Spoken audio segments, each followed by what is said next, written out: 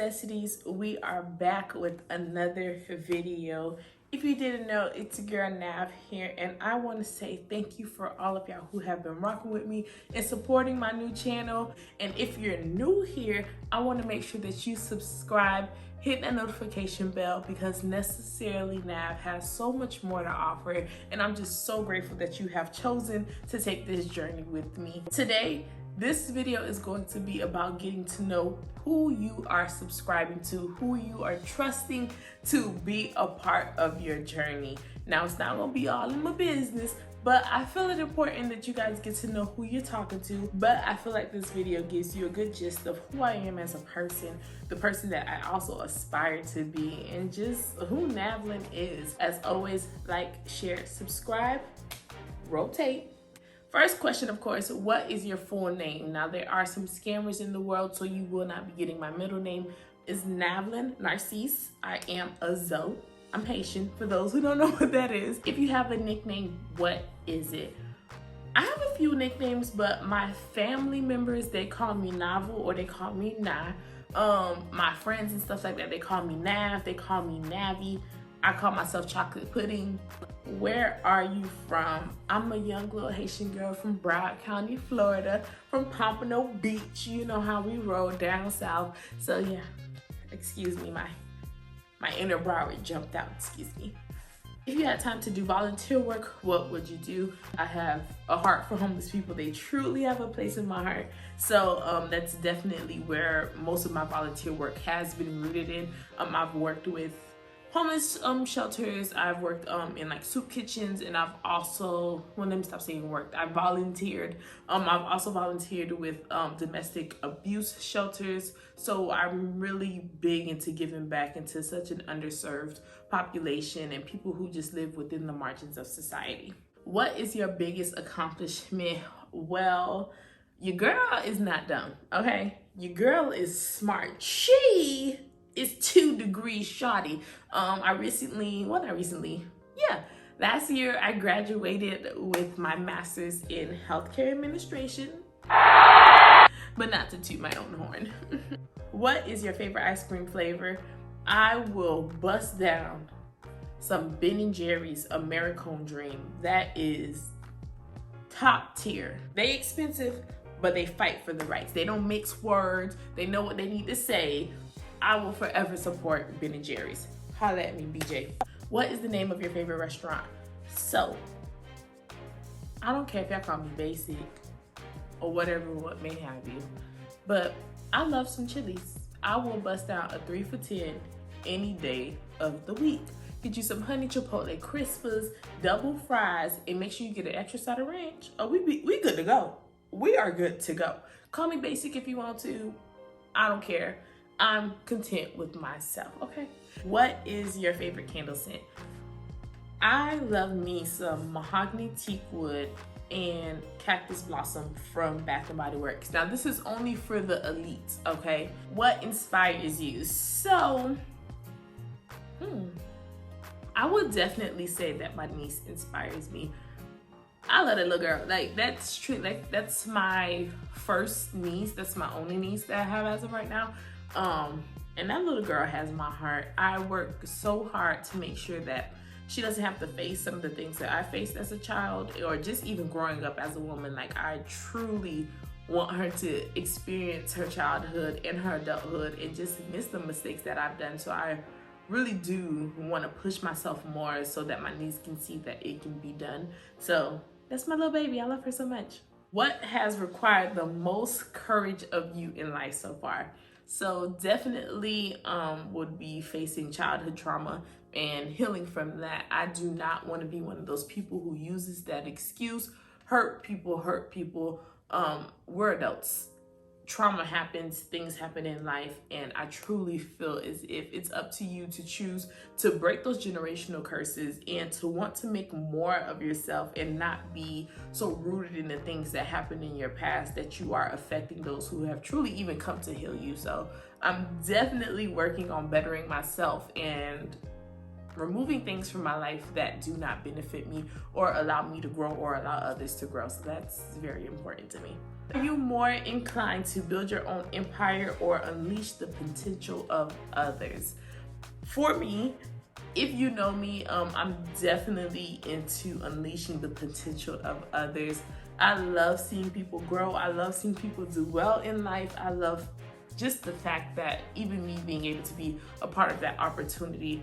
I hate the crab in the barrel mentality. Like, we do not have to pull each other down to get each other, to get out of whatever situation that we're in. Like, it's enough money out here in this market for everybody. It's enough everything in this world for everyone. And I hate that people feel like they have to tear people down just to get to somewhere, to get to where they're going. And those are usually your karma that comes back to you when you start doing crazy stuff.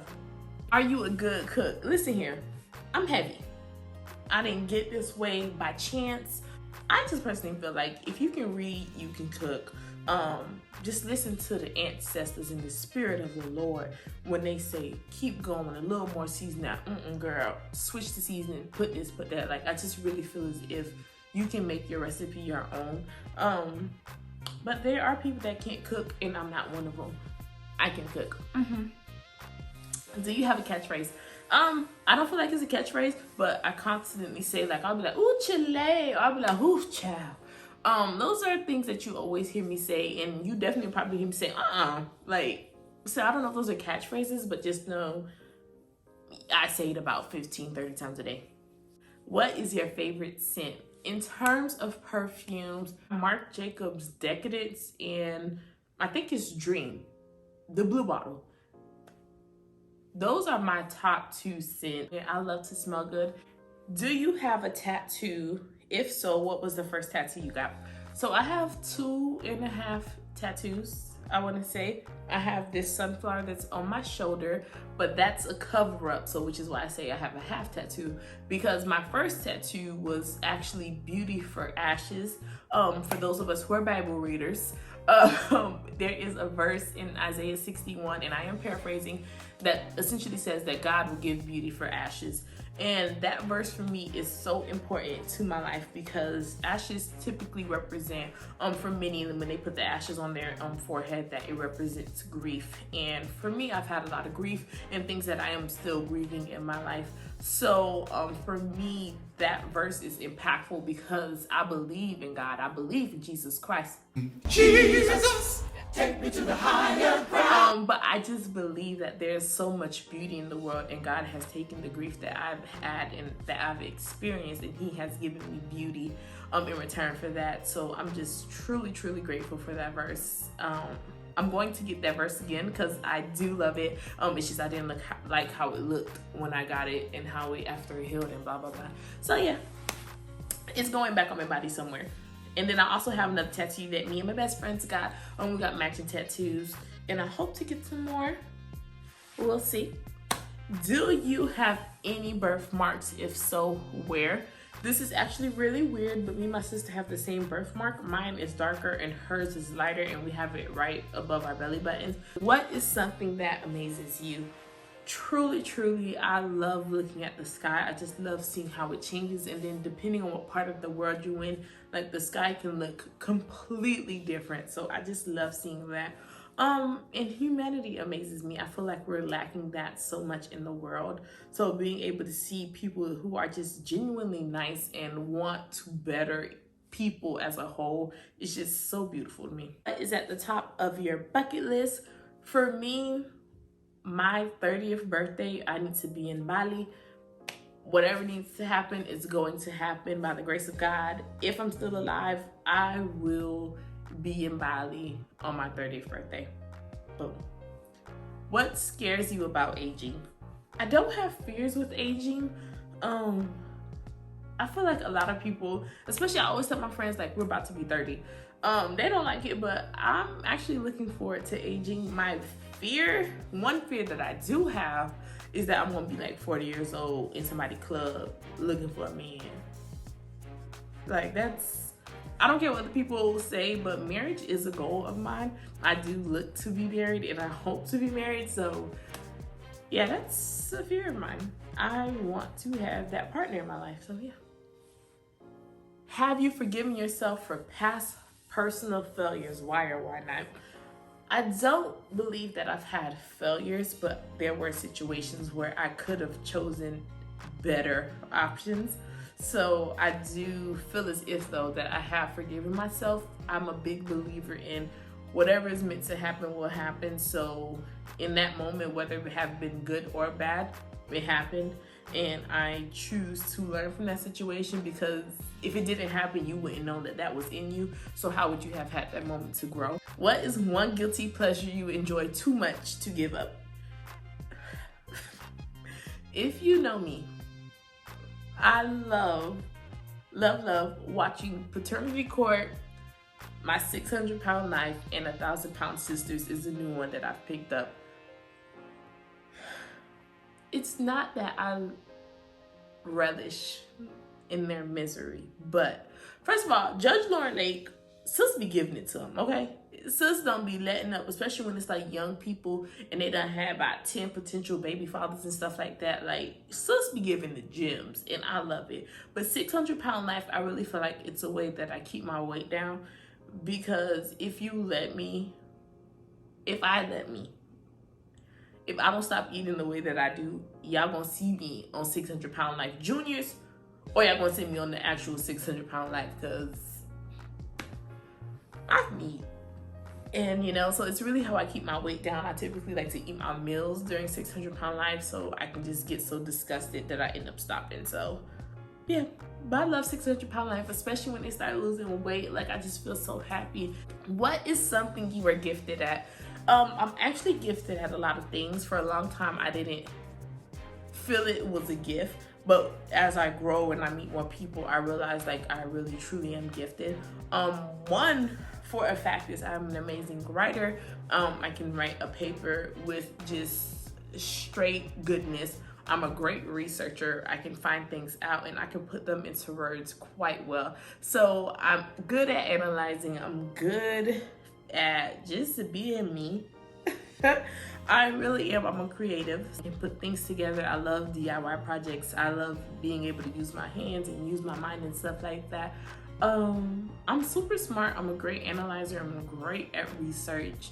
So yeah, I feel like as you guys watch and y'all get to know me and get to see my videos, I feel like you guys will be able to see more of my personality and the things that I am good at. So hope you stay tuned. What is the first thing you do when you open your eyes in the morning? First thing that I do, even actually before I open my eyes, I give God, Jesus, glory and honor for waking me up.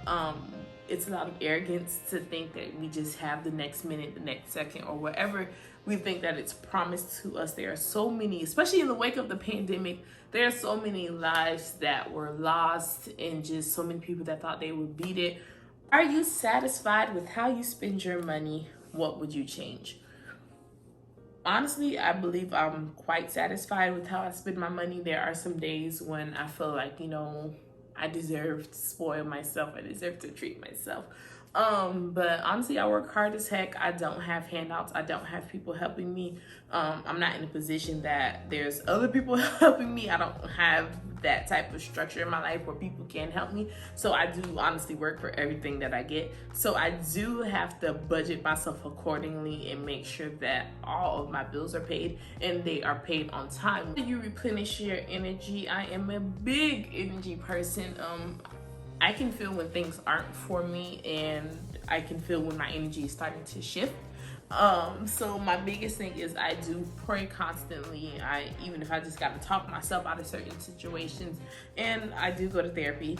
I'm big on therapy. And if you haven't seen my therapy video, make sure that you check it out. I hope it touches you, and I hope you know so much that I am standing in your space with you and I'm holding space for you. So yeah. But yeah, that's how I replenish my energy. And when in doubt, I take a nap. There's a lot of things that naps can cure. I know that people are like, oh, you can't sleep your problems away. Yes, you can. You surely can. You can take a nice little nap and then you will come out with a better solution, because you can't overwork yourself. Y'all be trying to beat y'all bodies. Y'all be trying to beat y'all's time sleeping. Y'all feel like, oh, y'all gotta be, no. You need rest. And I always try to push the people like, you have to rest. You have to let your body rest. And I honestly think that the fact that I got COVID was because I was working so much. Like, take time for yourself or your body will make you take time. What current world events are really troubling to you? So for me, I'm not a big person that's on politics and stuff like that, but I have been Black for almost 27 years of my life. And in doing that, I have come across certain situations that I know would not have happened if I wasn't Black. So it's just a basic fight to be considered human.